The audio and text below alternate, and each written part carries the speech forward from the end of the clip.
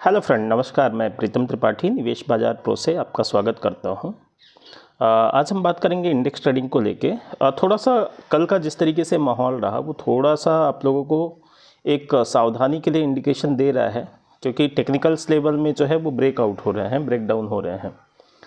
कल हम लोग एक्सपेक्ट कर रहे थे कि एक बार बैंक निफ्टी जो है वो 52,000 के आसपास अगर मिलता है तो बेस्ट रेंज होगी सेलिंग के लिए, और 51,200 के आसपास जो है एक अच्छी ख़रीदारी की रेंज हो सकती है। ऊपर में हुआ क्या कि ये 51,700 ओपन होने के बाद में और सडन उसमें फॉल आया और लगातार वो निचले लेवल पे जाता रहा, और 51,100 के आसपास उसमें एक सपोर्ट तो बना। 51,000 का लेवल उसने ब्रेक नहीं किया जो हम कल के लिए स्टॉप लॉस लेके चल रहे थे। लेकिन जिस तरीके से हम लोग आम दिनों में एक बड़े प्रॉफिट के लिए ट्रेड कर पाते हैं, कल का वो दिन बिल्कुल भी नहीं रहा। हमको दो बार तो 50 पॉइंट 60 पॉइंट पे बाहर होना पड़ा। एक बार कॉस्ट टू कॉस्ट का एसएल भी लेना पड़ा, और लास्ट ट्रेड ज़रूर हमने जो 50-800 का लिया था उसमें एक अच्छे बेनिफिट निकल के आए, और तकरीबन 120-130 पॉइंट का जो है वो टारगेट जो है हमें लास्ट ट्रेड में मिला। बात की जाए निफ्टी की, तो निफ्टी में भी 24,000 का सपोर्ट जो हम लोग बेस मान के चल रहे थे कि 24,000 पे निफ्टी ने सपोर्ट ले लेना चाहिए, और वहाँ से 24,300 24,400 की एक रेंज निकल के आ रही थी। लेकिन कल निफ्टी में कुछ ज़्यादा ही फॉल आता दिखा, और इसलिए हमने निफ्टी की एक ट्रेड ली, लेकिन उसमें हम कोई ख़ास बेनिफिट नहीं कमा पाए और 10 पॉइंट का एसएल हमको हिट कराना पड़ा।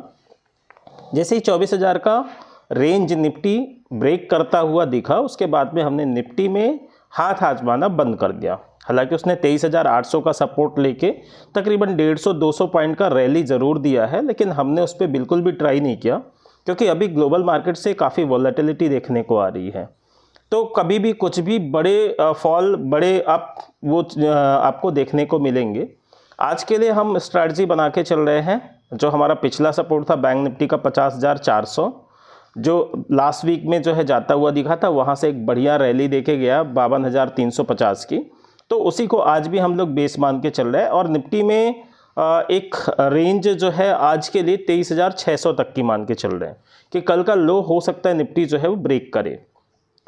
सबसे पहला व्यू तो ये होगा कि जो लोग टेक्निकल नहीं जानते हैं वो कहीं किसी पोजीशन में फंस ना जाए, तो अगर अवॉइड कर सके तो वो सबसे बढ़िया।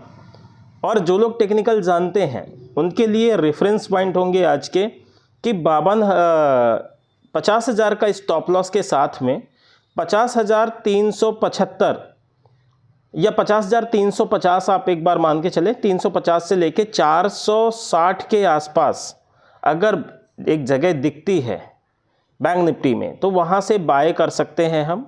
उसके टारगेट होंगे 50,600, 50,800, 51,000, 51,225, 51,350 तक के।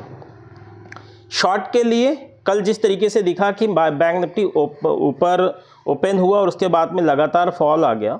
रेंज टेक्निकली अगर बात करें ना, तो एक दिन के बेसिस पे हम छोटी रेंज या डाउन साइड उसको नहीं कर सकते, क्योंकि वो रिस्क हमेशा रहता है कि हम गलत पढ़ सकते हैं।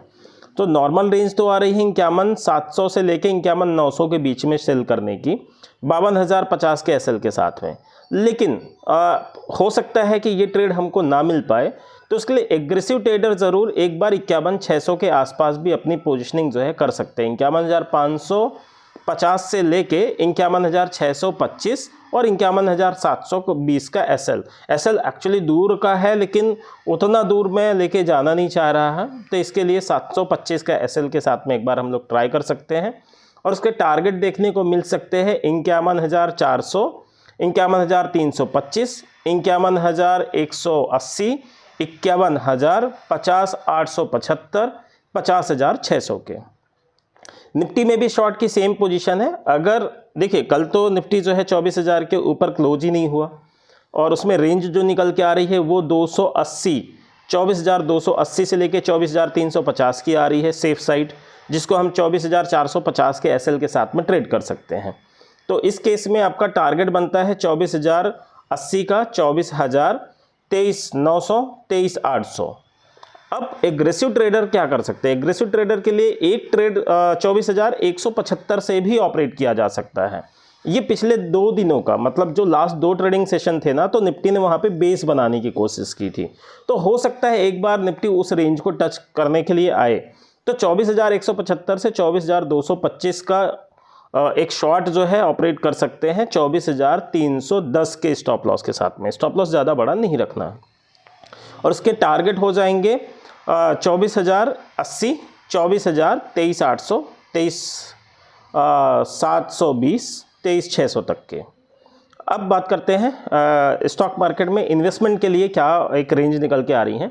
देखिए, इन्वेस्टमेंट के लिए सिंपल है, जब मार्केट हाई पे होगा आपकी लेने की हिम्मत नहीं होगा, जब लो पे होगा तो और नीचे जाने का डर होगा। लेकिन और नीचे जाने के डर को साइड में रख के अगर आप इन्वेस्टमेंट करना चाह रहे हैं तो बेटर है कि आप कुछ फिगर कर लें कि भाई मुझे कहाँ कहाँ पे इन्वेस्टमेंट करना है, और वो इन्वेस्टमेंट इंस्टॉलमेंट के तरीके से होना चाहिए। जैसे मेरा अगर प्लानिंग है कि मुझे 1 लाख रुपीज़ ये 3 मंथ्स के अंदर जो है इन्वेस्टमेंट करना है, तो उसके लिए बेसिस क्या होंगे कि पहला किस्त मैं डाल सकता हूँ 23,700 के आसपास।